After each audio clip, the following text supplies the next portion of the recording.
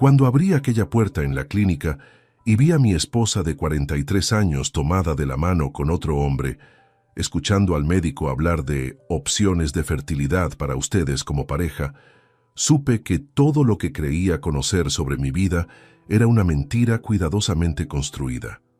Antes de continuar, suscríbete al canal, activa la campanita porque todos los días tenemos nuevas historias.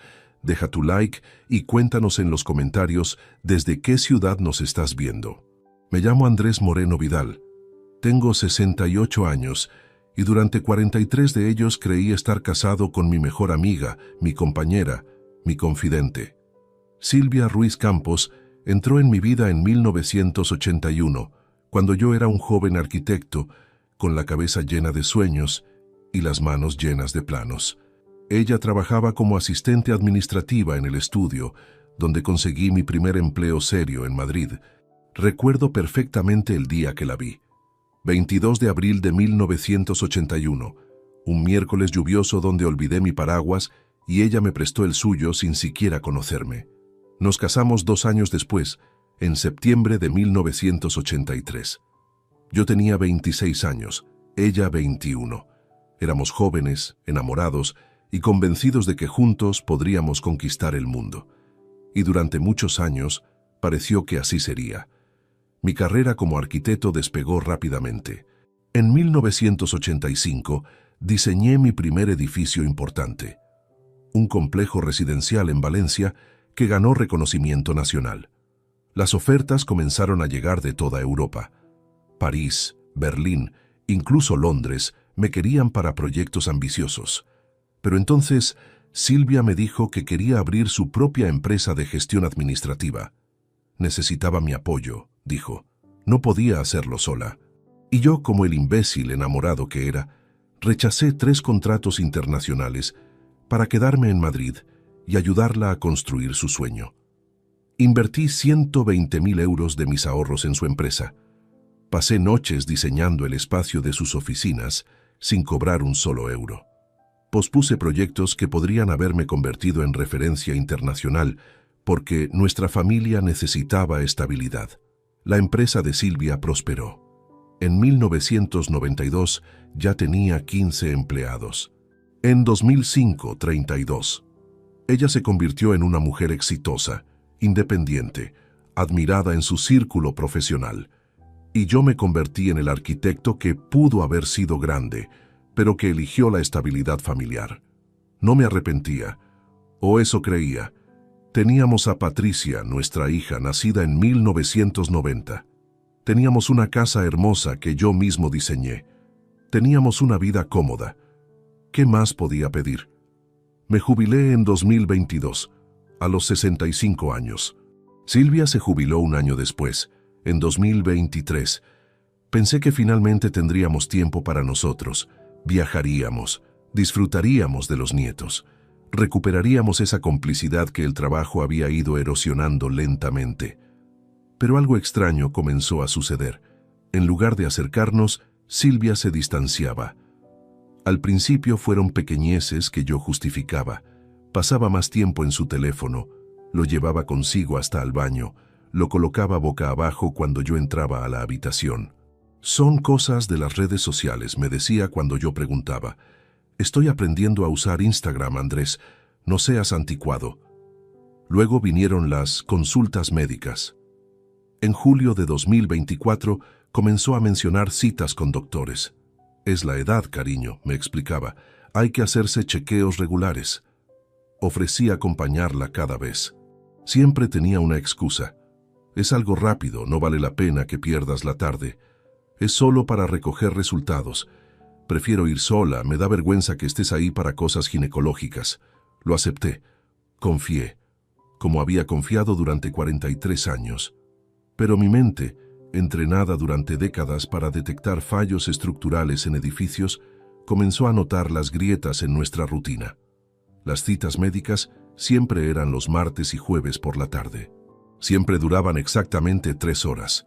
Silvia volvía con el cabello recién arreglado, con maquillaje fresco, oliendo a un perfume que no era el que usaba en casa. Y siempre, Su teléfono había sido vaciado de mensajes recientes. En enero de 2025, hace exactamente un año, noté algo más. Nuestra cuenta bancaria conjunta mostraba retiros que no podía explicar. 500 euros aquí, 700 allá. Cuando pregunté, Silvia dijo que eran gastos médicos o regalos para Patricia y los nietos. No insistí.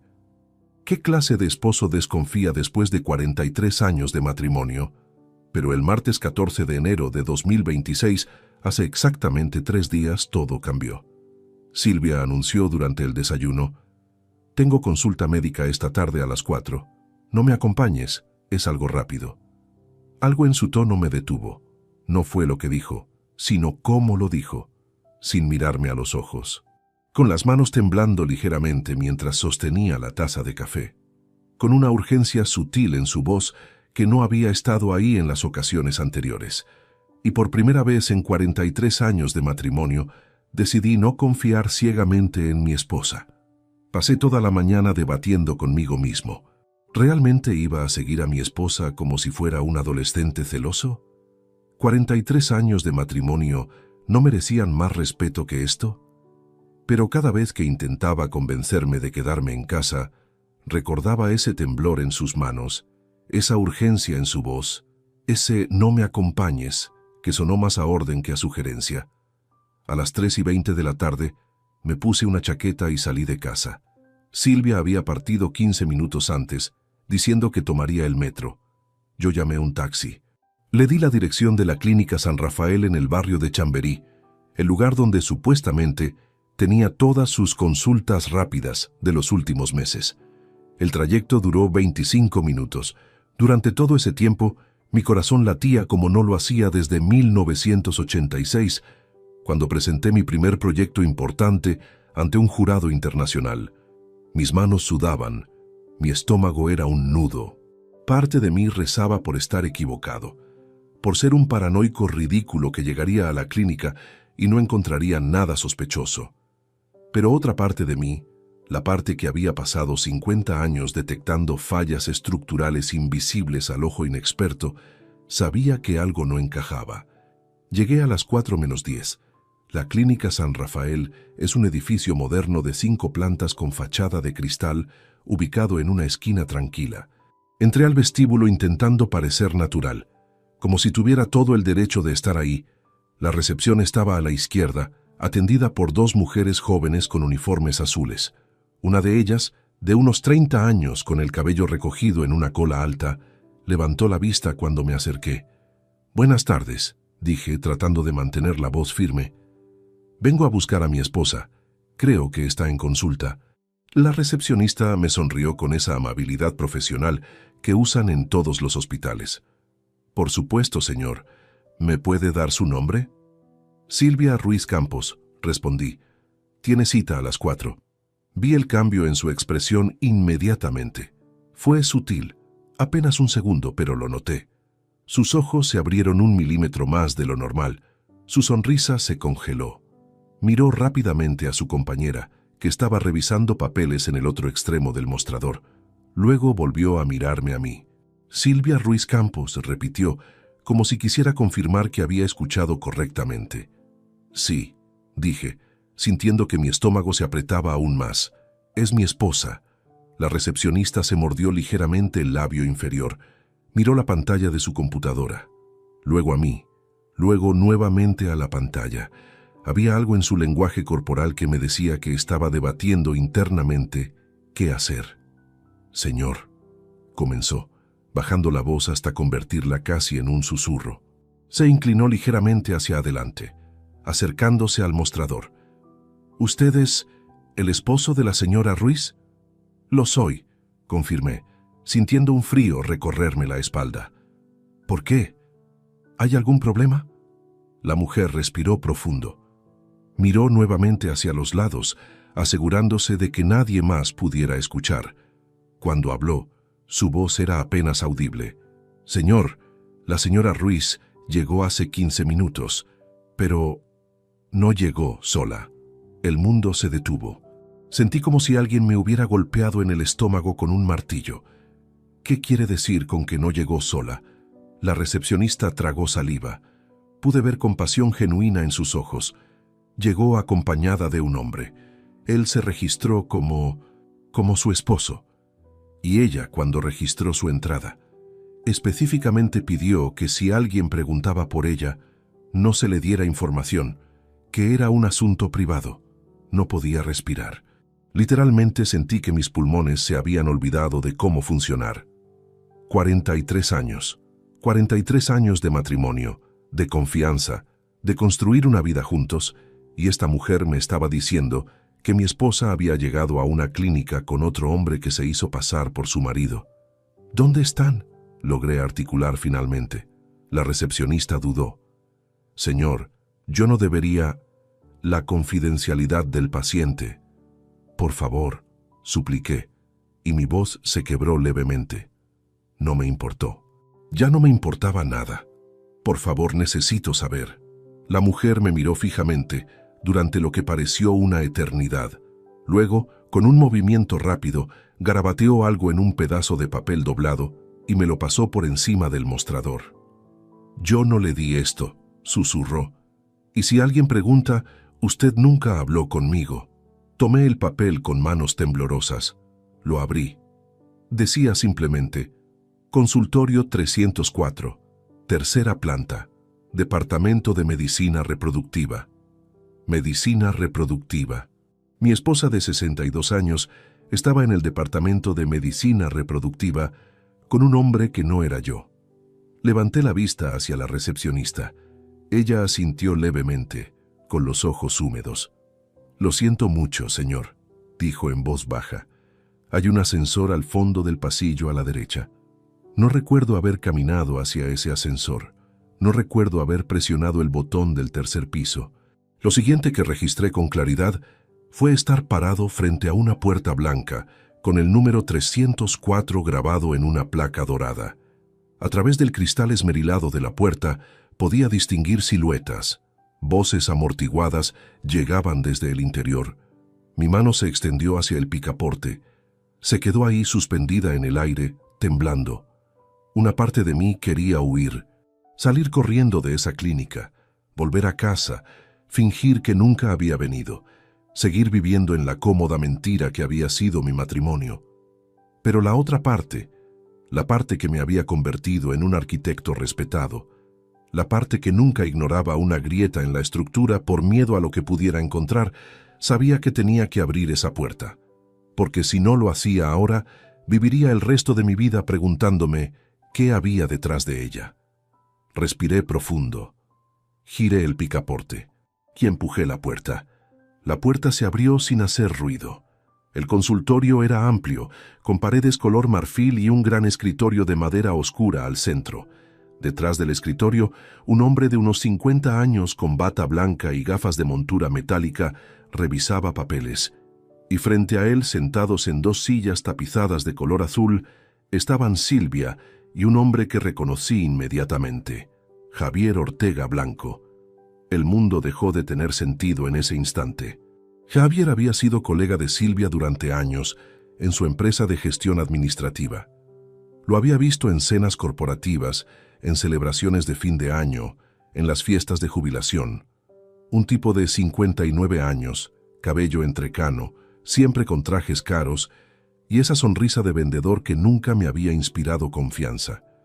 Silvia siempre decía que era un gran profesional y un buen amigo del trabajo. Yo lo toleraba porque aparentemente no representaba ninguna amenaza.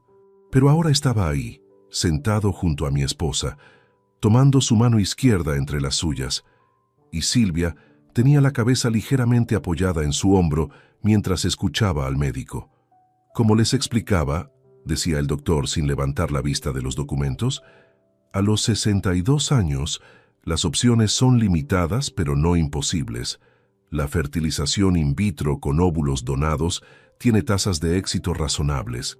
Por supuesto, necesitaremos realizar estudios completos a ambos para determinar viabilidad. Mi cerebro se negaba a procesar lo que estaba escuchando. Medicina reproductiva, fertilización in vitro, óvulos donados. Las palabras flotaban en el aire como entidades extrañas que no podía conectar con la realidad. Javier interrumpió al médico. «¿Y los costos, doctor?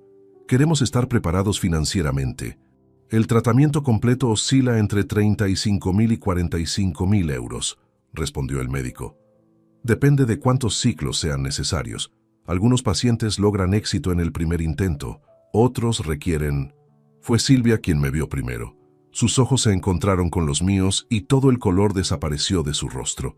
Su boca se abrió en una O silenciosa de horror absoluto. Soltó la mano de Javier como si quemara. «Andrés», susurró. Javier giró la cabeza bruscamente. El doctor finalmente levantó la vista de sus papeles. Los tres me miraban. Yo los miraba a ellos. El silencio que siguió fue tan denso que podría haberlo cortado con cuchillo. No dije nada. Literalmente no podía articular palabra. Mi garganta estaba cerrada, mi lengua convertida en plomo. Solo los miraba, grabando cada detalle en mi memoria. La forma en que Javier había movido automáticamente su silla 1 centímetro hacia atrás al verme, separándose de Silvia. La palidez extrema de mi esposa. El lápiz labial que llevaba puesto y que nunca usaba en casa. El perfume que ahora identificaba claramente como uno que yo no le había regalado nunca. «Señor, usted es...», comenzó el doctor, claramente confundido por la situación. Retrocedí un paso, luego otro. Silvia se levantó de su silla tan bruscamente que ésta casi se volcó. «Andrés, espera, yo puedo explicar...». No esperé. Salí del consultorio caminando hacia atrás, sin darles la espalda, como si temiera que si los perdía de vista por un segundo, la escena desaparecería y empezaría a dudar de mi propia cordura. Escuché a Silvia llamarme, escuché pasos detrás de mí, pero no me detuve. Llegué al ascensor, presioné el botón con fuerza, entré en cuanto las puertas se abrieron y presioné el botón de cierre repetidamente hasta que se cerraron. En el espejo del ascensor vi mi reflejo. Un hombre de 68 años, con el rostro gris, los ojos vidriosos, la mandíbula apretada. Parecía haber envejecido 10 años en 10 minutos. Salí de la clínica sin mirar atrás. Caminé 3 manzanas antes de detenerme en un banco de plaza. Me senté, y entonces mi cerebro de arquitecto entrenado para analizar estructuras complejas, comenzó a funcionar nuevamente. Medicina reproductiva. Silvia tiene 62 años. Javier Ortega. Tomados de la mano. Estudios completos a ambos. Opciones para ustedes como pareja. 35 a 45.000 euros. Mi esposa y su amante estaban intentando tener un hijo juntos. Las piezas comenzaron a encajar con claridad brutal. Las consultas médicas de los últimos meses no habían sido chequeos rutinarios. Habían sido consultas de fertilidad. Los retiros bancarios inexplicables estaban ahorrando para el tratamiento. El secretismo con el teléfono, mensajes con Javier coordinando citas. Los martes y jueves, días específicos que él también tenía libres. ¿Cuánto tiempo llevaba esto? ¿Meses? ¿Años? Saqué mi teléfono y abrí la aplicación del banco. Comencé a revisar los movimientos de nuestra cuenta conjunta, no de las últimas semanas, sino de los últimos 18 meses. 500 euros en marzo de 2024, 700 en abril, 850 en mayo, 1.200 en junio. La lista continuaba, mes tras mes. Hice cálculos mentales rápidos. En total, Silvia había retirado aproximadamente 62.000 euros de nuestra cuenta compartida. 62.000 euros. Dinero que supuestamente era para gastos médicos y regalos para Patricia. Mentiras, todo mentiras. Levanté la vista hacia el cielo. Era una tarde gris de enero, típica de Madrid. Gente pasaba junto a mí en la plaza, hablando por teléfono, llevando bolsas de compras, viviendo sus vidas normales mientras la mía se desmoronaba pieza por pieza. Me pregunté cuántos de ellos sabían. ¿Cuántos colegas de Silvia habían estado al tanto? ¿Cuántas de esas cenas con amigas habían sido encuentros con Javier? ¿Cuántas veces había sido el último en enterarme de lo que sucedía en mi propia vida? Mi teléfono vibró. Era un mensaje de Silvia. Por favor, vuelve a casa. Necesito hablar contigo. No es lo que piensas. No respondí. Apagué el teléfono, porque en ese momento, sentado en ese banco de plaza, tomé una decisión. No iba a confrontarlos de inmediato. No iba a hacer escenas dramáticas. No iba a dejarme llevar por la emoción. Iba a hacer exactamente lo mismo que había hecho durante 50 años como arquitecto cuando descubría una falla estructural, investigar metódicamente, documentar cada grieta, entender la extensión completa del daño antes de decidir si el edificio podía salvarse o debía demolerse. Y algo me decía que este matrimonio, como un edificio con cimientos podridos, ya no tenía salvación posible. Llegué a casa 2 horas después. Silvia estaba en la sala, sentada en el sofá con las manos entrelazadas sobre el regazo. Sus ojos estaban rojos. Había llorado. Se levantó en cuanto me vio entrar. Andrés, gracias a Dios. Tenemos que hablar. Yo levanté una mano interrumpiéndola. Estoy cansado, dije con voz neutra. Necesito descansar. Pero mañana, Silvia. Hablaremos mañana. Pasé junto a ella sin mirarla y subí las escaleras hacia nuestro dormitorio. Escuché su sollozo contenido detrás de mí, pero no me detuve. Esa noche dormí en la habitación de invitados, o más bien no dormí. Pasé horas mirando el techo, reconstruyendo mentalmente cada momento de los últimos años, cada detalle que había ignorado, cada señal que había malinterpretado. Mi mente funcionaba como cuando revisaba planos antiguos, buscando errores de diseño que explicaran problemas estructurales presentes. 2023. Ese era el punto de quiebre. Silvia se jubiló en marzo de ese año. En mayo mencionó por primera vez que había asistido a una reunión de excolegas organizada por la empresa. Volvió a casa animada, hablando de cómo había sido agradable reconectar con gente que no veía hacía tiempo. Mencionó varios nombres. Javier Ortega era uno de ellos. Junio de 2023. Compró ropa nueva. Me siento vieja, dijo. Quiero renovar mi guardarropa. Yo apoyé la idea. Incluso le di mi tarjeta de crédito. 4.000 euros en vestidos, zapatos, lencería. Lencería que nunca vi que usara conmigo. Julio. Comenzó a ir al gimnasio 3 veces por semana. Necesito cuidarme, explicó. Yo celebré su iniciativa. Qué tonto fui. Agosto. Las primeras consultas médicas. Las primeras ausencias inexplicables de dinero. 32 meses. Casi 3 años de engaño meticulosamente planificado. Al amanecer bajé sigilosamente a mi estudio. Silvia seguía durmiendo o fingiendo dormir. Encendí mi computadora y abrí la aplicación bancaria. Esta vez no revisé solo los retiros, sino también los depósitos. Algo que descubrí me heló la sangre. En septiembre de 2023, Silvia abrió una cuenta bancaria individual.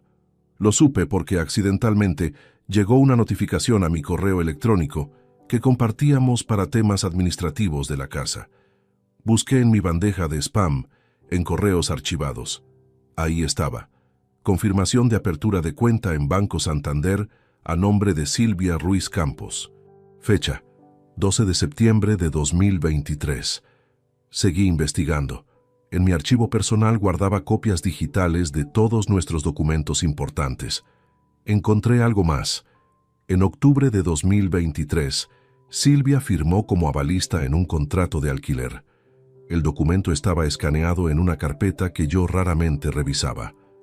Dirección: Calle Bravo Murillo número 143, tercer piso, letra B. Monto mensual: 1.200 euros. Un apartamento. Habían alquilado un apartamento juntos. Abrí Google Maps y busqué la dirección. Era un edificio moderno a 20 minutos en metro desde nuestra casa. Tomé capturas de pantalla de todo: los extractos bancarios, el contrato de alquiler, las fechas. Entonces recordé algo. El año pasado, en abril de 2025, Patricia mencionó casualmente durante una cena familiar: «Mamá, qué raro que no me llamaste el sábado. Te llamé 3 veces». Silvia había respondido sin titubear: «Estuve contigo el sábado, cariño. Fuimos de compras, ¿recuerdas?». Patricia frunció el ceño. «No, mamá, eso fue el viernes. El sábado estuve en casa de Marcos toda la tarde». Silvia se rió nerviosamente. Ay, perdón, confundo los días. A mi edad la memoria ya no es lo que era. En ese momento no le di importancia. Ahora entendía. El sábado que Silvia supuestamente estuvo con Patricia, estuvo en ese apartamento con Javier. ¿Cuántas veces más había usado a nuestra hija como coartada? Abrí el historial del navegador compartido de la casa. Silvia no era muy cuidadosa con la tecnología. Encontré búsquedas que me revolvieron el estómago. Tratamientos de fertilidad después de 60 años. Óvulos donados, precio España. Fertilización in vitro, riesgos edad avanzada. ¿Cómo decirle a esposo que quieres divorciarte? Esa última búsqueda tenía fecha de 3 de enero de 2026. 11 días atrás. Ya lo tenía todo planeado. El tratamiento de fertilidad no era un capricho romántico, era su estrategia de salida. Quedar embarazada o simular embarazo, presentarlo como un milagro, forzarme a aceptar la situación o pedir el divorcio alegando que yo era un obstáculo para su nueva oportunidad de ser madre. Quedarse con la mitad de todo lo que habíamos construido durante 43 años y comenzar su vida con Javier. Brillante, frío, calculado. Mi esposa no era la mujer dulce y algo ingenua que yo creía conocer, era una estratega. Escuché pasos en las escaleras. Rápidamente cerré todas las ventanas del navegador y apagué el monitor. Silvia apareció en la puerta del estudio, vestida con su bata azul claro. Lucía agotada. «Buenos días», dijo con voz vacilante. «Buenos días», respondí con tono inexpresivo. «Andrés, por favor, déjame explicarte. Lo que viste ayer...» «Prepararé café», la interrumpí, levantándome de la silla. «¿Quieres desayunar?» La confusión en su rostro era evidente. Esperaba gritos, reproches, lágrimas. No esta calma antinatural. Yo... «Sí, gracias». Preparé café y tostadas como cualquier otra mañana. Me senté frente a ella en la mesa de la cocina. Comimos en silencio incómodo. Cada vez que intentaba hablar yo cambiaba de tema o fingía concentrarme en mi tostada. Porque había aprendido algo fundamental en mis 50 años como arquitecto. Nunca muestres tus planos al cliente hasta tener cada detalle perfectamente calculado. Y mi plan todavía necesitaba más piezas. Esa mañana, mientras Silvia se duchaba, llamé a mi abogado. Miguel Sanz Prieto había sido mi abogado durante 28 años. Lo conocí en 1997, cuando necesité asesoría para un contrato internacional complejo.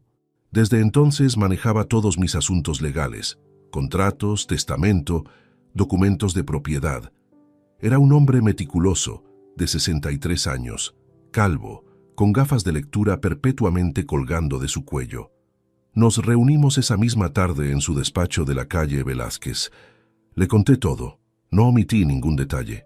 La clínica, Javier, el apartamento alquilado, los 62.000 euros desaparecidos, las búsquedas en internet sobre divorcio. Miguel escuchaba en silencio, tomando notas ocasionales en su libreta de cuero negro. Cuando terminé, se quitó las gafas y las dejó sobre el escritorio. «Andrés, lamento profundamente lo que estás pasando», dijo con genuina preocupación. «Pero llegaste en el momento correcto. Si hubieras esperado más, el daño podría haber sido irreparable». «¿Qué tan grave es mi situación?», pregunté. Miguel abrió una carpeta gruesa con mi nombre. «Legalmente, tienes elementos sólidos para divorcio por infidelidad comprobada. Testigos, documentos, búsquedas en dispositivos compartidos. Eso te favorece enormemente en la división de bienes». Hizo una pausa. «Pero hay algo más importante que necesito mostrarte». Sacó varios documentos antiguos de la carpeta. Reconocí algunos. Contratos de mis proyectos arquitectónicos de los años 80 y 90.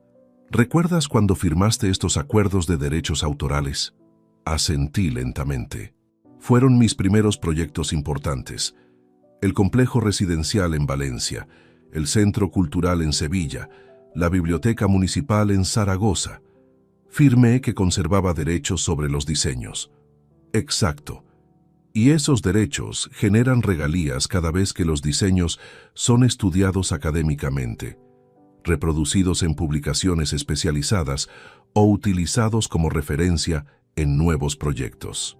Miguel señaló una línea específica en uno de los contratos. Estableciste que esas regalías fueran depositadas en una cuenta específica vinculada a una herencia de tu padre. Lo recordaba vagamente.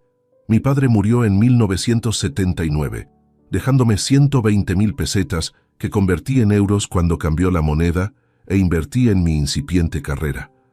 Esa cuenta, comencé, sintiendo un presentimiento. Esa cuenta nunca formó parte del patrimonio matrimonial, explicó Miguel. Es un activo prematrimonial protegido. Te casaste en 1983. Esta cuenta existe desde 1979.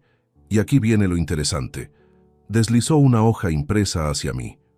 A lo largo de los años, tus diseños han sido más valorados de lo que imaginas.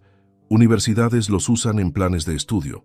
Libros especializados los replican. Arquitectos jóvenes los estudian. Miré los números en la hoja. No podía creerlo. ¿340.000 euros? 342.630 para ser exactos. Actualizado hasta ayer. Miguel sonrió levemente. Tu trabajo tiene más valor del que pensabas, Andrés. Y Silvia no tiene derecho legal sobre ni un solo céntimo de eso. Me recosté en la silla, procesando la información. Durante años había asumido que esa cuenta generaba cantidades insignificantes. Nunca la revisaba porque estaba configurada para reinvertir automáticamente las regalías. ¿Silvia sabe de esto? Lo dudo. En 28 años que llevo manejando tus asuntos nunca mencionó esa cuenta. Los extractos llegan a mi despacho, no a tu domicilio. Fue una configuración que estableciste en los 80 para mantener tus asuntos profesionales separados. Miguel se inclinó hacia adelante. Esto cambia completamente tu posición. Incluso si pierde la mitad del patrimonio compartido en el divorcio, conservas un colchón financiero sustancial. ¿Qué debo hacer ahora? Miguel sacó un documento nuevo. Primero, proteger todo lo protegible. Voy a presentar una medida cautelar para congelar movimientos en cuentas conjuntas. Necesito que hagas un inventario completo de bienes compartidos. Segundo, contrataré un investigador privado. Necesitamos documentación fotográfica del apartamento, registros de entrada y salida, todo lo que pruebe la relación extramatrimonial de forma irrefutable. ¿Cuánto tiempo llevará? 2 semanas para recopilar evidencia sólida, 1 mes para preparar la demanda de divorcio. Mientras tanto, actúa con absoluta normalidad en casa. No confrontes, no acuses. Deja que ella crea que eres el esposo ingenuo que siempre fuiste. Su expresión se endureció, y bajo ninguna circunstancia firmes nada que ella te presente, ni documentos bancarios, ni poderes notariales, nada. ¿Crees que intentará algo así? Andrés, tu esposa está planeando algo desde hace 3 años.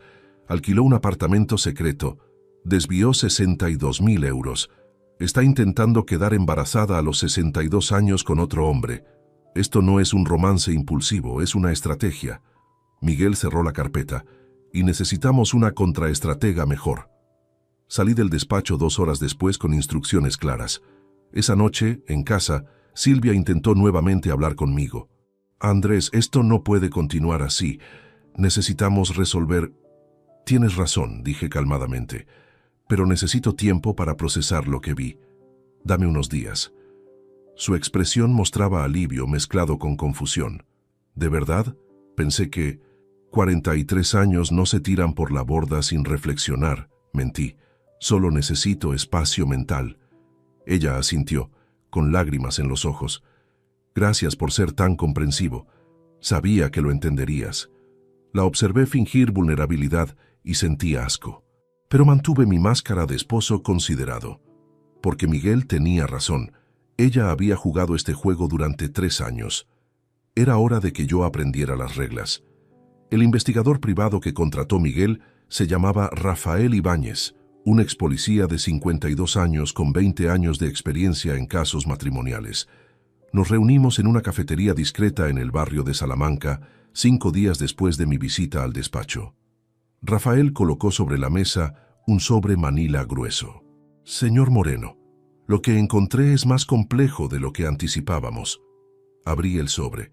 Contenía fotografías con fecha y hora impresas en la esquina inferior. La primera mostraba a Silvia entrando al edificio de calle Bravo Murillo. La segunda a Javier, llegando 15 minutos después. Luego imágenes de ellos en la ventana del apartamento, abrazados. Mi estómago se contrajo, pero continué mirando.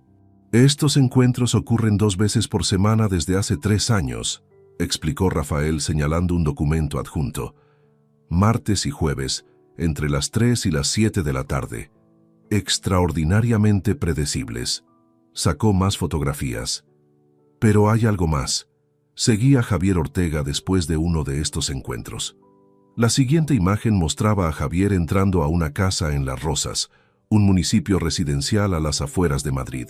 Está casado, dije, sintiendo una extraña mezcla de rabia y satisfacción. Correcto, casado desde 1995 con Beatriz Loza Méndez. Tienen 2 hijos adultos. Él nunca se ha divorciado. Rafael deslizó otra fotografía. Y aquí viene lo interesante. Instalé un micrófono direccional durante uno de sus encuentros en el apartamento. Totalmente legal desde la calle, con autorización judicial para investigación matrimonial. Sacó un pequeño reproductor de audio. Esto se grabó anteayer, prepárese. Presionó play. La voz de Silvia sonaba clara. ¿Cuándo se lo dirás a Beatriz? Ya llevamos 3 años, Javier. 3 años de promesas. La voz de Javier respondía con tono molesto. Ya te expliqué que es complicado. Beatriz tiene problemas de salud. No puedo pedirle el divorcio ahora. ¿Y qué hay del bebé? Nos costará 40.000 euros. ¿De dónde sacaremos ese dinero si sigues gastando en mantener 2 casas? Hubo silencio. Luego Javier habló con voz más suave. Por eso necesitamos que Andrés acepte la situación. Si le presentas el embarazo como un hecho consumado, él tendrá que compartir los gastos. Es su esposa, querrá mantener las apariencias. ¿Y si pide divorcio? Mejor aún, te corresponderá la mitad de todo. El tipo tiene propiedades, pensión de jubilación decente. Con eso financiamos el tratamiento y nuestra nueva vida juntos. La voz de Silvia sonaba vacilante. Pero ¿realmente dejarás a Beatriz cuando tengamos el bebé? Por supuesto, amor. Solo necesito tiempo. Mientras tanto, sigamos con el plan. Rafael detuvo la grabación. Me miraba con expresión grave. Señor Moreno, su esposa no solo lo está engañando, está siendo engañada también. Las piezas encajaron con claridad brutal. Javier nunca tuvo intención de divorciarse. Usaba a Silvia, alimentando su fantasía de nueva vida, mientras la manipulaba para que yo financiara involuntariamente sus sueños conjuntos. Y Silvia, cegada por lo que fuera que sintiera por ese hombre, había caído completamente en la trampa. Hay más, continuó Rafael. Investigué las finanzas de Javier. Tiene deudas significativas, 58.000 euros en tarjetas de crédito, un préstamo personal de 30.000. Su empresa de consultoría está en números rojos. El hombre está desesperado financieramente. Así que no era solo un romance, era supervivencia económica para Javier. Y Silvia era su gallina de los huevos de oro, o más precisamente, yo era los huevos de oro y ella la herramienta para acceder a ellos. ¿Conseguiste algo sobre el apartamento?, pregunté. Rafael sonrió. El contrato está únicamente a nombre de su esposa. Javier no figura en ningún documento. Si algo sale mal, él no tiene ninguna responsabilidad legal. Inteligente por su parte. Sacó copias del contrato. Pero aquí está lo mejor. Silvia firmó como avalista usando la propiedad de ustedes como garantía, sin su conocimiento ni firma, por supuesto. Es técnicamente fraude. Eso era nuevo. ¿Cómo lo hizo? Falsificó su firma en documentos de propiedad. Tengo copias de los documentos originales versus los presentados al arrendador. La diferencia es visible con análisis grafológico. Rafael organizó varios papeles. Esto le da a usted ventaja legal adicional. No solo es infidelidad, es fraude documental y apropiación indebida de bienes. Pasé la siguiente hora revisando toda la documentación que Rafael había recopilado. Era abrumador. Cada papel, cada fotografía, cada grabación pintaba el retrato de una traición tan meticulosamente planeada que resultaba casi admirable en su complejidad. ¿Qué recomienda hacer ahora?, Pregunté finalmente. Compartí todo esto con el abogado Sanz esta mañana. Él sugiere esperar una semana más. Hay una última pieza del rompecabezas que queremos confirmar. Rafael guardó los documentos. Javier tiene una reunión programada con su banco el próximo martes. Creo que intentará solicitar un préstamo adicional, probablemente usando la supuesta estabilidad familiar con Silvia como argumento. Si lo conseguimos en grabación, admitiendo que planea usar el dinero para el tratamiento de fertilidad, tendremos prueba de conspiración financiera. Asentí lentamente. Mi cerebro procesaba información como lo hacía con proyectos arquitectónicos complejos, identificando cada elemento estructural, cada punto débil, cada posible fallo. Una semana más, acordé. Esa noche llegué a casa y encontré a Silvia preparando la cena. Canturreaba suavemente, algo que no hacía desde hacía años. Me sonrió cuando entré. Hice tu plato favorito, cordero asado con patatas. Me senté en la mesa. Ella sirvió vino. Comimos como cualquier pareja de jubilados en una tarde tranquila de enero. Y todo el tiempo yo pensaba en las grabaciones, en las fotografías, en el apartamento secreto, en los 40.000 euros que planeaban extraer de mí. ¿Estás bien?, preguntó Silvia. Te veo pensativo. Solo reflexionando sobre el futuro, respondí con sonrisa tranquila, sobre los cambios que vienen. Ella tomó mi mano sobre la mesa. Me alegra que estés siendo tan maduro con todo esto. La miré a los ojos y me pregunté cuándo exactamente había dejado de conocer a esta mujer. Una semana después, el martes 27 de enero de 2026, llamé a Patricia. Hija, ¿puedes venir a cenar esta noche? Hay algo importante que necesito compartir con ustedes. Patricia notó algo en mi tono. ¿Está todo bien, papá? ¿Es tu salud? Estoy perfectamente sano. Solo necesito que vengas. Trae a Marcos y los niños si quieres. Los niños tienen escuela mañana temprano. ¿Iré sola con Marcos a las 8? Perfecto. No le avisé a Silvia que había invitado a Patricia. Cuando llegó a casa esa tarde después de su cita médica, ahora sabía que había estado en el apartamento con Javier, le dije casualmente, Patricia viene a cenar. Prepararé algo especial. Vi la sorpresa en su rostro, seguida rápidamente por pánico mal disimulado. Patricia, ¿hoy? No me avisaste. Fue decisión de último momento. ¿Hay algún problema? No, claro que no. Es solo que... Estoy cansada. Hubiera preferido... Descansa entonces, yo me encargo de todo. Fui a la cocina dejándola parada en el pasillo, visiblemente nerviosa. Preparé la cena con calma metódica. Pollo al horno, ensalada, pan casero. En mi estudio, sobre el escritorio, descansaba un sobre manila grueso con todas las pruebas que Rafael había recopilado. Los papeles del divorcio que Miguel preparó. Un segundo sobre más pequeño con documentos adicionales. Patricia y Marcos llegaron puntualmente a las 8. Abracé a mi hija, quien me miró con preocupación. Papá, estás actuando extraño. ¿Qué sucede? Cenemos primero, luego hablaremos. La cena transcurrió en silencio tenso. Silvia apenas probó bocado. Patricia miraba alternadamente a su madre y a mí, claramente percibiendo la tensión. Marcos, siempre diplomático, intentaba mantener conversación ligera sobre su trabajo, pero nadie realmente prestaba atención.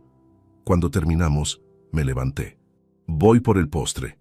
Pero no fui a la cocina, fui al estudio. Tomé el sobre manila, regresé al comedor y lo coloqué en el centro de la mesa. No hay postre, dije con voz completamente neutra. Pero hay esto. Silvia se quedó blanca como el papel. Andrés. No. Papá, ¿qué es esto?, preguntó Patricia. Abrí el sobre y comencé a sacar documentos uno por uno, colocándolos sobre la mesa como si fueran cartas de póker. Primero las fotografías. Silvia y Javier entrando al edificio en calle Bravo Murillo, abrazados en la ventana, besándose en el portal. Patricia tomó una fotografía, luego otra. Sus ojos se agrandaron. Mamá, ¿qué es esto? Puedo explicar, comenzó Silvia, pero yo continué sacando documentos. Los extractos bancarios con círculos rojos alrededor de los 62.000 euros desviados. El contrato de alquiler del apartamento con la firma de Silvia. copias de mensajes recuperados del teléfono donde coordinaba encuentros con Javier, facturas de la clínica San Rafael por consultas de fertilidad. Fertilidad, leyó Patricia en voz alta, confundida. Mamá, tienes 62 años. ¿Qué? Coloqué el reproductor de audio sobre la mesa. Presioné play. La voz de Silvia llenó el comedor. ¿Cuándo se lo dirás a Beatriz? Ya llevamos 3 años, Javier. La voz de Javier. Si le presentas el embarazo como un hecho consumado, él tendrá que compartir los gastos. Patricia dejó caer la fotografía que sostenía. Marcos se recostó en su silla, aturdido. Silvia sollozaba con las manos cubriendo su rostro. Dejé que la grabación continuara hasta el final. Cuando terminó, el silencio era absoluto. Incluso los sollozos de Silvia se habían detenido. Entonces hablé. Mi voz sonaba extrañamente calmada para lo que estaba diciendo. 43 años, Silvia. 43 años creí conocerte. Sacrifiqué contratos internacionales para apoyar tu empresa. Invertí 120.000 euros de mis ahorros en tu sueño. Rechacé oportunidades en París, Berlín, Londres, porque tú necesitabas estabilidad. Andrés, yo... intentó interrumpir. Y durante los últimos 3 años, mientras yo creía que estábamos disfrutando nuestra jubilación juntos, tú alquilabas un apartamento con tu amante. Desviabas 62.000 euros de nuestra cuenta conjunta. Planeabas quedar embarazada a los 62 años con otro hombre y hacerme pagar el tratamiento. Mi voz se quebró levemente en la última palabra, pero me recompuse. ¿Sabes qué es lo peor? No es la infidelidad, es la frialdad con la que lo calculaste todo. Patricia miraba a su madre con expresión de horror mezclado con asco. Mamá, usaste mi nombre. En la grabación, Javier dice que le dijiste que yo sabía. ¿Cuántas veces me llamaste diciendo que estabas conmigo cuando realmente estabas con él? Patricia, mi amor, yo nunca quise... Silvia extendió una mano hacia su hija, pero Patricia se apartó físicamente. Saqué el último documento del sobre. Estos son papeles de divorcio. Los firmarás mañana en presencia del notario. Coloqué otro papel. Esta es una orden para que abandones esta casa. La propiedad está exclusivamente a mi nombre desde 1981, antes de nuestro matrimonio. Tienes 72 horas para recoger tus pertenencias. ¿A dónde voy a ir?, gimió Silvia. Al apartamento que alquilaste con Javier, respondí fríamente. O a un hotel, o a casa de tu amante. Francamente, ya no es mi problema. Patricia se levantó de la mesa. No puedo estar aquí. No puedo ni mirarte, mamá. Salió del comedor. Marcos me miró con expresión de respeto silencioso antes de seguir a su esposa. Silvia y yo quedamos solos en el comedor, rodeados de evidencia fotográfica de su traición. Ella lloraba descontroladamente ahora. Lo siento tanto. Fue un error. Javier me manipuló, yo nunca... No te atrevas, dije con voz cortante. No insultes mi inteligencia fingiendo ser víctima. Todo está grabado, Silvia. Cada palabra, cada plan, cada mentira. Me levanté. El notario te espera mañana a las 10 de la mañana en su despacho. Si no apareces, procederé legalmente de forma que te garantizo será mucho más humillante. Subí las escaleras dejándola llorando en la mesa. En mi habitación, ahora solo mía, me senté en la cama y por primera vez en 2 semanas permití que la emoción me invadiera. 43 años convertidos en mentira. Silvia firmó los papeles de divorcio la mañana siguiente en el despacho del notario. Llegó con los ojos hinchados, sin maquillaje, vestida con ropa que parecía haber sacado al azar del armario. Yo llegué acompañado de Miguel y Patricia, quien insistió en estar presente. El notario, don Fernando Aguirre Ramos, un hombre de 70 años con décadas de experiencia, revisó los documentos con profesionalismo imperturbable. Señora Ruiz, ¿comprende los términos de este acuerdo de divorcio? Silvia asintió débilmente. Sí, reconoce haber desviado 62.000 euros de cuenta bancaria compartida sin conocimiento ni consentimiento de su cónyuge. Sí, susurró. ¿Reconoce haber mantenido relación extramarital durante aproximadamente 3 años? Lágrimas corrían por sus mejillas. Sí. Firme aquí, aquí y aquí. Don Fernando señalaba líneas marcadas con X. Silvia firmó con mano temblorosa cada documento. Cuando terminó, Miguel colocó documentos adicionales sobre la mesa. Hay un asunto más, señora Ruiz. Durante la investigación descubrimos que usted falsificó la firma de mi cliente en documentos de propiedad para avalar el contrato de alquiler del apartamento en calle Bravo Murillo. Silvia levantó la vista bruscamente. Yo no... Javier dijo que era solo una formalidad. Falsificación de firma es delito penal, continuó Miguel implacablemente. Sin embargo, mi cliente está dispuesto a no presentar cargos criminales si usted acepta devolver los 62.000 euros desviados con intereses legales acumulados. El total asciende a 73.000 euros. No tengo ese dinero, dijo Silvia con voz quebrada. Entonces venderá los bienes que reciba en la división matrimonial. Miguel sacó otro documento. Esto es un acuerdo de pago. Tiene 6 meses para liquidar la deuda completa o enfrentará procedimiento judicial adicional. Silvia miró a Patricia desesperadamente. Hija, por favor. Patricia desvió la mirada. Firmaste usando mi nombre como coartada, mamá. Le mentiste a papá usando mis supuestas visitas. No me pidas comprensión. Silvia firmó el acuerdo de pago. Cuando terminamos ya era legalmente mi exesposa. Salimos del despacho del notario a las 11:30 de la mañana. Patricia me abrazó fuerte. Papá, ¿estás bien? Lo estaré, respondí honestamente. Eventualmente.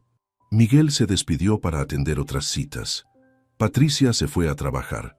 Yo regresé a casa, una casa que ahora se sentía simultáneamente vacía y liberada. Pero la historia no terminó ahí. 3 días después, el viernes 30 de enero, recibí llamada de Rafael Ibáñez. Su voz sonaba extrañamente satisfecha. Señor Moreno, hay desarrollo interesante. ¿Puede venir a mi oficina? Llegué 1 hora después. Rafael tenía papeles esparcidos sobre su escritorio y expresión de quien acaba de resolver rompecabezas complejo. ¿Recuerda que mencioné que Javier Ortega está casado? Sí, con Beatriz Loza Méndez. Correcto. Bueno, resulta que la señora Loza es mujer muy observadora. Notó comportamiento extraño de su esposo durante los últimos años.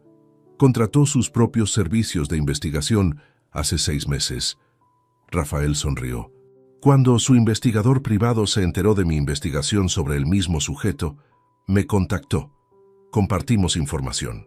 Y Beatriz Loza presentó demanda de divorcio contra Javier ayer. Pero no se detuvo ahí. También presentó demanda civil contra su exesposa por daños morales, alienación de afecto conyugal y conspiración para cometer fraude matrimonial. Procesé esa información. ¿Puede hacer eso? Absolutamente.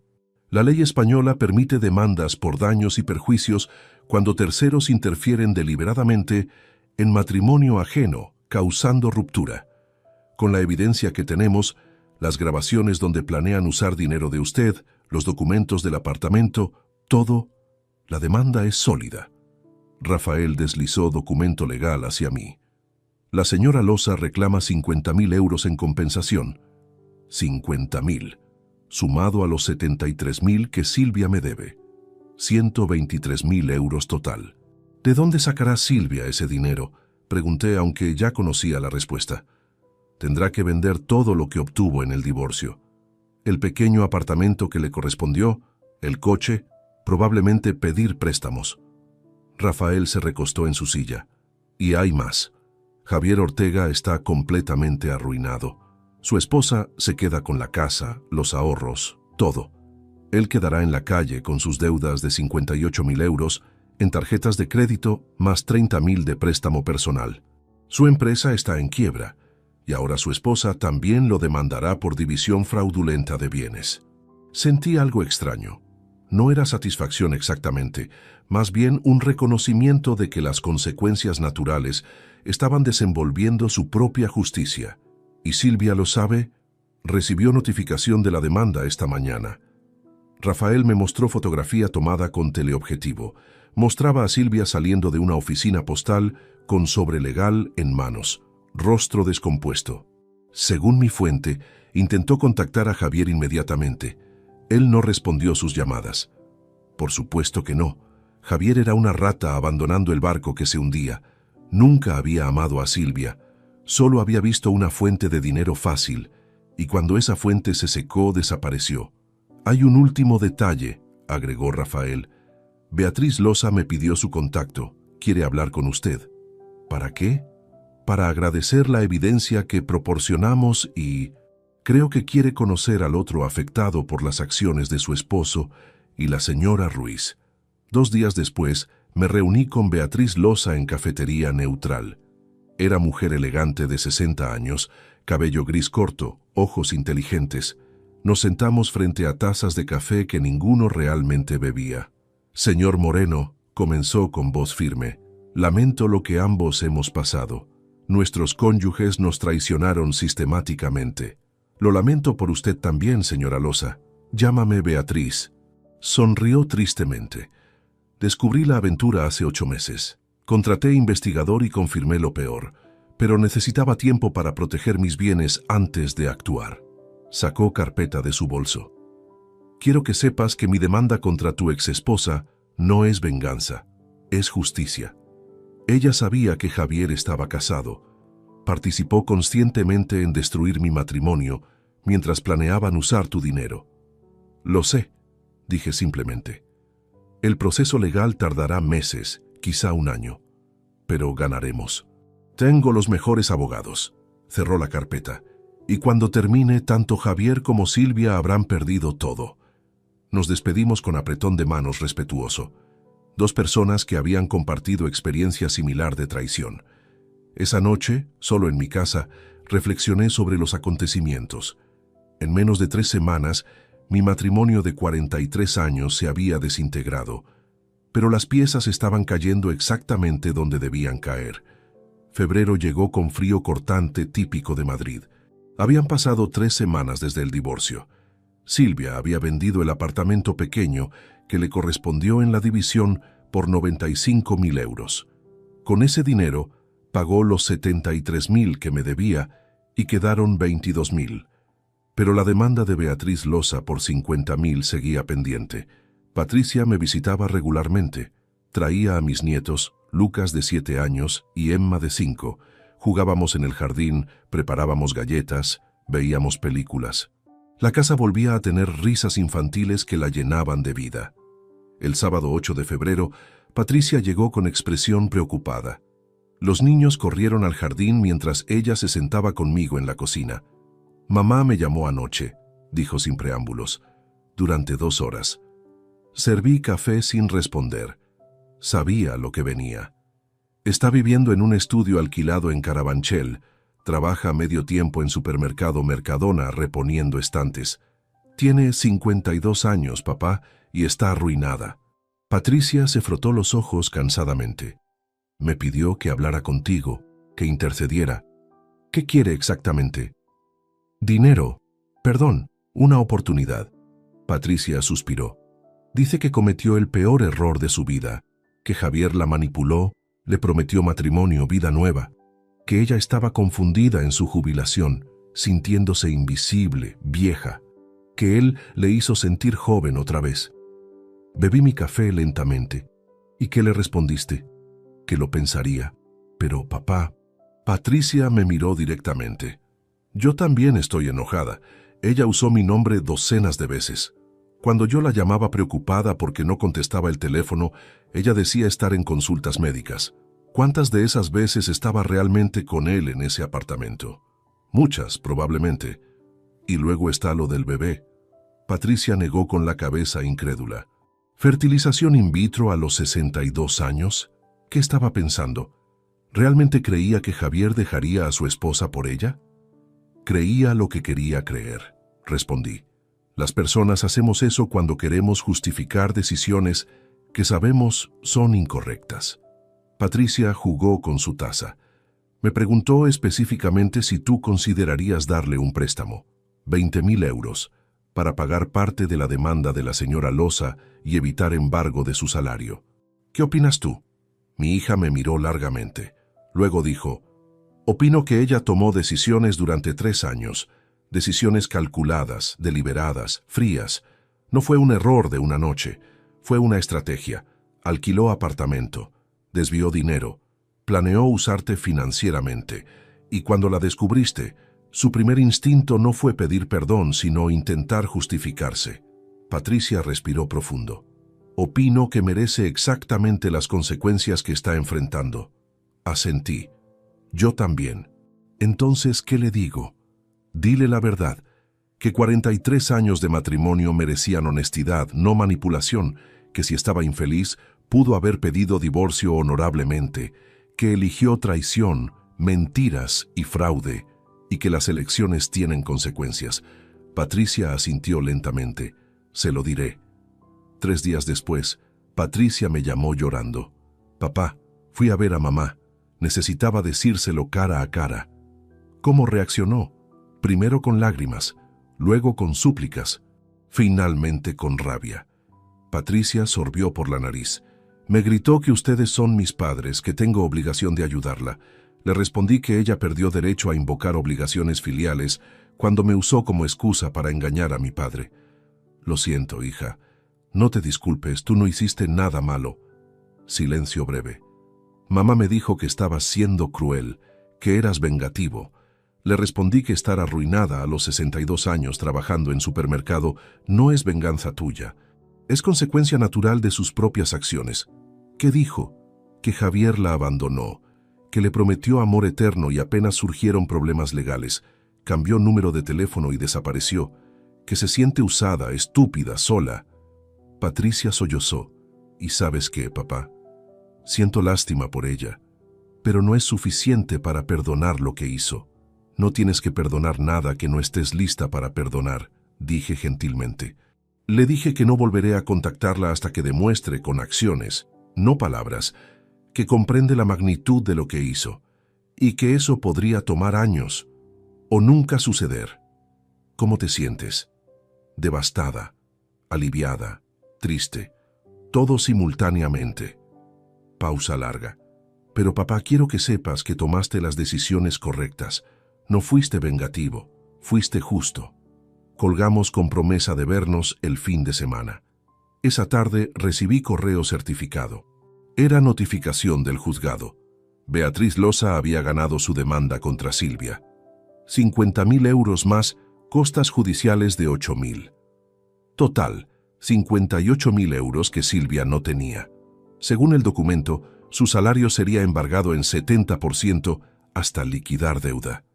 Con salario de supermercado de 1.100 euros mensuales, le embargarían 770 euros.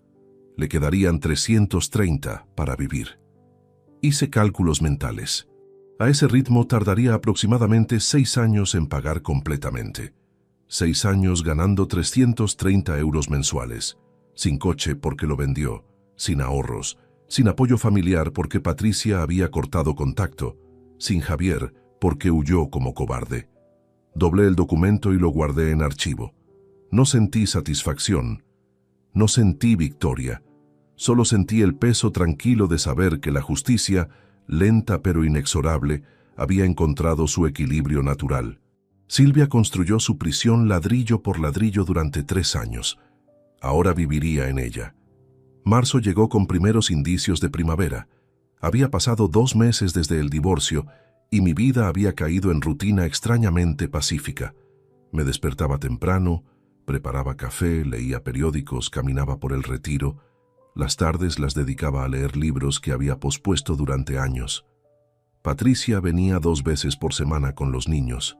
Era existencia tranquila pero vacía, como casa bien diseñada esperando inquilinos. El martes 10 de marzo recibí llamada de número desconocido. Casi no contesto, pero algo me impulsó a hacerlo. ¿Andrés Moreno Vidal?, preguntó voz masculina que me resultó vagamente familiar. Sí, soy yo. Andrés, soy Alberto Navarro, tu antiguo profesor de la Escuela Técnica Superior de Arquitectura. Alberto Navarro. El nombre desencadenó avalancha de recuerdos. Había sido mi mentor durante los años universitarios en los 80, un arquitecto brillante de Barcelona que enseñaba en Madrid temporalmente. Hombre exigente pero justo, que veía potencial donde otros solo veían estudiantes promedio. «Profesor Navarro», dije genuinamente sorprendido, «¿cuánto tiempo? ¿Cómo consiguió mi número?» «Tengo mis fuentes, y por favor llámame Alberto. Ya no eres mi alumno». Se rió suavemente. «Escuché sobre tu divorcio. Miguel Sanz es amigo mío. Me contó lo básico sin violar confidencialidad. Lamento mucho lo ocurrido. Gracias. Estoy sobrellevándolo. De hecho, te llamo por razón profesional». Alberto hizo pausa. «¿Recuerdas tus proyectos de los años 80? ¿El complejo residencial en Valencia? ¿El centro cultural en Sevilla?» «Por supuesto, fueron mis primeros diseños importantes». «Pues resulta que no fueron solo importantes entonces, son importantes ahora». Escuché papeles moviéndose. «Trabajo como consultor en proyectos de restauración arquitectónica sostenible. Hace 3 meses, el Ayuntamiento de Barcelona me contrató para liderar restauración del edificio Casa Ramona, una antigua fábrica modernista de 1911. Es proyecto masivo, convertirlo en centro cultural manteniendo integridad estructural histórica». «Suena fascinante», dije, sintiendo chispa de interés que no sentía hacía meses. «Lo es, pero hay problema. Las técnicas modernas de restauración a menudo comprometen autenticidad histórica. Busqué referentes de arquitectos que hubieran logrado balance entre preservación y funcionalidad». Alberto respiró profundo. «Tus diseños de los 80 siguen siendo estudiados en 3 universidades españolas, como ejemplos perfectos de integración respetuosa de estructuras antiguas con necesidades contemporáneas. ¿Sabías eso?». Me quedé mudo. No tenía idea. «Tu trabajo en Valencia integró edificio del siglo XIX con diseño residencial moderno sin perder carácter original. Sevilla fue aún más impresionante. Convertiste convento abandonado en centro cultural, preservando cada arco, cada columna.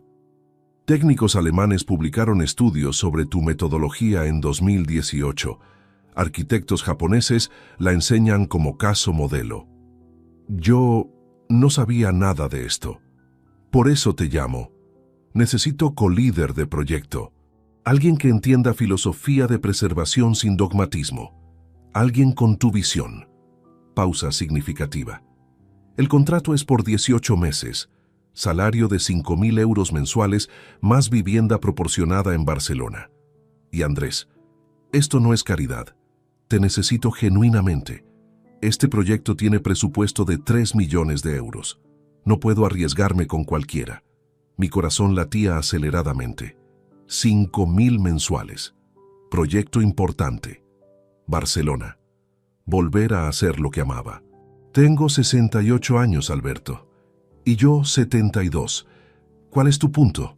Se rió. «La arquitectura no tiene edad de retiro. Solo requiere mente clara y pasión. ¿Las tienes?». Miré alrededor de mi casa vacía, los muebles que Silvia eligió, los cuadros que colgamos juntos, las habitaciones llenas de recuerdos de matrimonio que resultó ser mentira. 43 años vividos en esta casa, los últimos 3 de ellos basados en engaño. «¿Cuándo necesitas respuesta?», pregunté. «Mañana sería ideal, pero te daré una semana. Piénsalo, Andrés. Barcelona es hermosa en primavera, y este proyecto podría ser tu obra maestra tardía». Colgamos con promesa de hablar pronto. Pasé el resto del día caminando sin rumbo por la casa, pensando. Esa noche llamé a Patricia. «Hija, recibí oferta de trabajo en Barcelona». «¿Trabajo? ¿Qué tipo de trabajo?». Le expliqué todo. Alberto, el proyecto, Barcelona, los 18 meses. Cuando terminé, hubo silencio largo. «Papá», dijo finalmente Patricia con voz emocionada, «tienes que aceptar». «¿Estás segura?». «Significa estar lejos de ustedes. Barcelona está a 2 horas y media en tren. Te visitaremos constantemente. Y papá, te escuché mientras hablabas de ese proyecto. Tu voz sonaba viva por primera vez en meses. Debes hacer esto». «¿Y la casa?». «La casa son solo ladrillos. Tú eres mi padre y mereces ser feliz».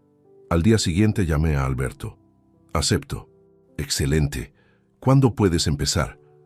Dame 2 semanas para arreglar asuntos aquí. Perfecto. Te enviaré contrato y detalles del apartamento. Andrés, no te arrepentirás. Las siguientes 2 semanas fueron torbellino de actividad. Contraté empresa para mantener la casa mientras estaba fuera. Empaqué ropa, libros, herramientas de dibujo que no usaba desde jubilación. Patricia me ayudó a organizar todo, emocionada como niña, viendo a su padre emprender aventura. El 25 de marzo de 2026, subí a tren de alta velocidad hacia Barcelona con 2 maletas y computadora portátil. Patricia y los niños despidiéndose en andén, Lucas gritando, «Visítanos pronto, abuelo», y Emma llorando porque me extrañaría. Durante viaje de 2 horas y media, miré paisaje español desfilar por ventana. Campos verdes, pequeños pueblos, montañas distantes. Y por primera vez desde aquella tarde terrible en clínica, cuando descubrí traición de Silvia, sentí algo que había olvidado completamente. Esperanza. No estaba huyendo, estaba comenzando nuevamente.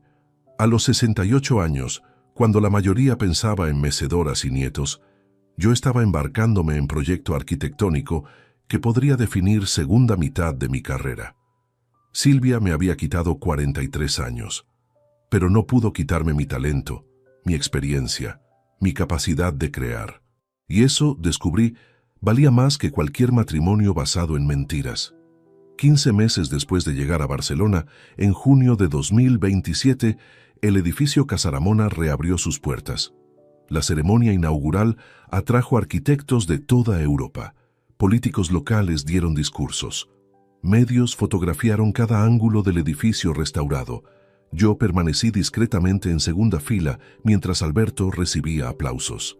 Pero cuando mencionó mi nombre como codiseñador del proyecto, la audiencia se levantó en ovación.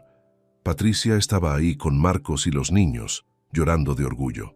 Incluso Miguel Sanz viajó desde Madrid para presenciar el momento. El edificio era hermoso. Habíamos preservado cada elemento original del modernismo catalán: los arcos de ladrillo, las columnas de hierro forjado, los vitrales. Pero simultáneamente lo transformamos en espacio funcional del siglo XXI con tecnología de climatización invisible, accesibilidad universal y eficiencia energética. Era exactamente lo que había soñado hacer décadas atrás en Valencia y Sevilla, pero a escala monumental. Después de la ceremonia, un grupo de estudiantes de arquitectura de la Universidad Politécnica de Cataluña me rodeó. «Señor Moreno, estudiamos su metodología en clase», dijo una joven de unos 25 años con cuaderno lleno de bocetos. «Su filosofía de respeto estructural con innovación funcional es fundamental en nuestro programa». Otro estudiante, chico con gafas y expresión entusiasta, agregó: «Es cierto que desarrolló esas técnicas cuando tenía solo 30 años y nadie las entendía». Sonreí recordando esos años. «Es cierto, y pasaron 40 años antes de que alguien las valorara realmente. Pero nunca dejó de creer en ellas», observó la joven. «No, porque sabía que eran correctas. A veces el mundo necesita tiempo para alcanzar tus ideas». Pasé 2 horas conversando con esos estudiantes, respondiendo preguntas técnicas, compartiendo anécdotas, dibujando esquemas en sus cuadernos. Cuando finalmente se dispersaron, Alberto se acercó riendo. «Has encontrado tu verdadera vocación, mentor». Tenía razón. Durante esos 15 meses en Barcelona, había descubierto que enseñar me llenaba tanto como diseñar. Daba conferencias mensuales en la universidad, asesoraba proyectos de fin de carrera. Jóvenes arquitectos buscaban mi opinión con respeto genuino, no por obligación, sino porque valoraban mi experiencia. Mi vida en Barcelona era completamente diferente a la de Madrid. Vivía en apartamento luminoso en el barrio gótico, con ventanas que daban a calles medievales. Había hecho amigos: Alberto y su esposa Teresa, profesores universitarios, otros arquitectos jubilados que se reunían semanalmente para discutir proyectos históricos. Viajaba constantemente dando charlas en Valencia, Sevilla, incluso Oporto en Portugal. Patricia me visitaba cada 6 semanas. Los niños amaban Barcelona, especialmente la Sagrada Familia y Park Güell. «Papá, pareces 20 años más joven», me dijo durante su última visita en mayo. «Tu rostro está relajado. Sonríes todo el tiempo». Era verdad. 69 años y me sentía más vivo que a los 50. El proyecto de Casaramona generó ofertas adicionales. Un museo en Lisboa quería consultoría para restauración. Universidad de Milán me invitó como profesor visitante para semestre de otoño. Tenía más trabajo del que podía aceptar. Y luego estaba el dinero. Entre salario del proyecto, conferencias pagadas, regalías continuas de mis diseños antiguos y la cuenta protegida de 340.000 euros, era financieramente más estable que nunca. Pero más importante que el dinero era el propósito. Despertaba cada mañana emocionado por el día que venía. En contraste, supe por Patricia que Silvia seguía trabajando en Mercadona. Seguía viviendo en estudio pequeño en Carabanchel. Su salario embargado apenas le permitía sobrevivir. Javier Ortega había desaparecido completamente. Rumores decían que se mudó a Argentina huyendo de acreedores. Patricia no había hablado con su madre en 14 meses. ¿Alguna vez piensas en ella?, me preguntó Patricia durante cena en restaurante catalán cerca del mar. Consideré la pregunta honestamente. Pienso en los 43 años. ¿En quién creí que era? En el matrimonio que pensé tener. Tomé sorbo de vino. Pero no pienso en la Silvia real, la que alquiló apartamento con su amante y planeó extorsionarme. Esa mujer es extraña para mí. ¿Crees que merece perdón eventualmente? No me corresponde a mí perdonarla o no. Le corresponde a ella vivir con sus decisiones. Miré el mar Mediterráneo extendiéndose hasta horizonte. Yo elegí no amargarme con resentimiento. Elegí reconstruir, y esa elección me dio esta vida. Si hubiera pasado estos meses odiándola, alimentando rabia, habría perdido todo esto. Patricia tomó mi mano sobre la mesa. Gracias por enseñarme esa lección, papá. Hay dignidad en seguir adelante.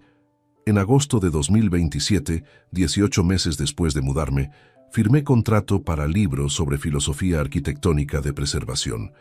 Editorial especializada en Barcelona, quería documentar mi metodología para futuras generaciones. Pasaría los próximos 2 años escribiendo, algo que jamás imaginé hacer.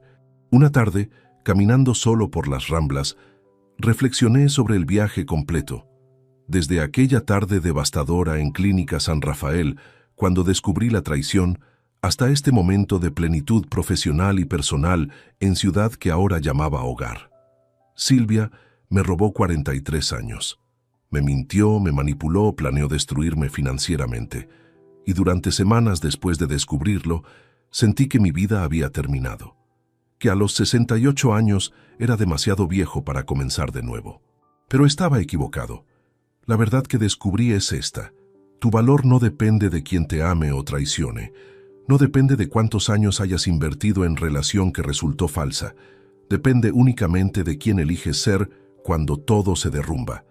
Yo elegí ser arquitecto nuevamente. Elegí ser mentor. Elegí Barcelona sobre amargura. Elegí construir sobre destruir. Y esa elección me devolvió no solo mi carrera, sino mi identidad. Descubrí que el Andrés que sacrificó proyectos internacionales por Silvia seguía existiendo bajo décadas de compromisos. Simplemente había estado dormido, esperando despertar. Ahora, a punto de cumplir 70 años, inicio cada día con propósito. Diseño, enseño, viajo, río con amigos, juego con nietos, planifico proyectos futuros. Silvia perdió todo: familia, estabilidad, respeto, futuro. No por mi venganza, sino por consecuencias naturales de sus decisiones. Yo gané todo: libertad, reconocimiento, propósito, paz. La lección es simple pero profunda. Nunca es tarde para valorarte. Nunca eres demasiado viejo para reconstruir. Y la mejor respuesta a la traición no es venganza. Es vivir tan extraordinariamente bien que la traición se convierta en mera nota al pie en historia, mucho más grande que escribes con tu propia dignidad. Si te gustó esta historia, dale like al video, suscríbete al canal y comparte tus impresiones en los comentarios. Para escuchar la próxima historia, haz clic en la caja de la izquierda. Gracias por vernos.